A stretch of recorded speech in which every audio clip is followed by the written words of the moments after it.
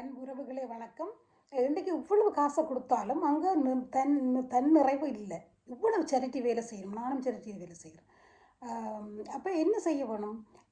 இந்த காசுகளை தாங்கள் அரைவாசியை காவாசியைத்தான் அங்கே கொடுக்கணும்.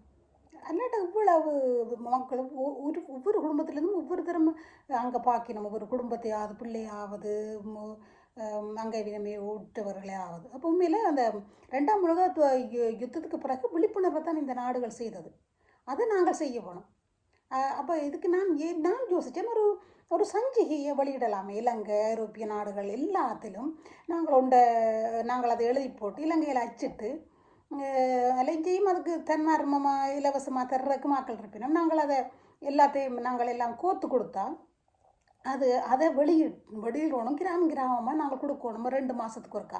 எனக்கும் அந்த ஆற்றல் இருக்குது. நானும் என்ன இந்த சஞ்சிகை, இந்த வேர் சஞ்சிகைகளில் நான் உதவி ஆசிரியராக இருந்தேன். நான் இப்போவும் இருந்து அந்த 13 பங்குகள்லையும் இருந்து இந்த ஆக்கங்கள் எடுத்து அதை வடித்து துடைச்சி கட்டி மட்டி செய்கிறது. அப்போ அதை நாங்கள் அந்த விழிப்புணர்வை என்னென்ன எழுத வேணும், இப்படி மக்களுக்கு தெளிவுபடுத்தணும்ன்ற நாங்கள் அதை செய்யலாம். மற்றது என்னென்றால் இந்த ஒவ்வொரு இடங்களுக்கும் சாவச்சேரி வடமராட்சி தீவு பகுதி யாழ்ப்பாணம் என்று சொல்லி ஒவ்வொரு இடங்கள்லேயும் ஆக்கள் எடுங்கோ. இந்த உள்ளூராட்சி தேர்தல் வர்றதுக்கான இப்போது இருந்து நாங்கள் மக்களோட போய் கதையுங்கோ நிறைய கதைச்சு அந்த முதலோடு ஒரு அங்கே பத்திரிகையில் வெளியிட 10,000 மட்டும் கேள்விப்பட்டேன். நான் அப்போ எல்லாம் 2018 எனக்கு சூரிய நிலா அதை கொடுத்தபடியாக எனக்கு ஃப்ரீயாக தான் அதை அங்கே போட்டது. மாதிரிதானே நான் ஐபிசியில் ஆட் கொடுக்க 200 பவுன் எடுத்தேன். நான் ஒரு சேரிட்டி ஒரு நிகழ்வு செய்தேன். நான் 2018 அந்த ஊருக்காக வேண்டி அந்த வீதிக்காக வேண்டி. அப்போ 200 பவுன் எடுத்த வேட்டுக்கு மாத்திரம். சரி, அது போக என்னென்னா சக்ஸஸாக முடிஞ்சது அந்த வீதி.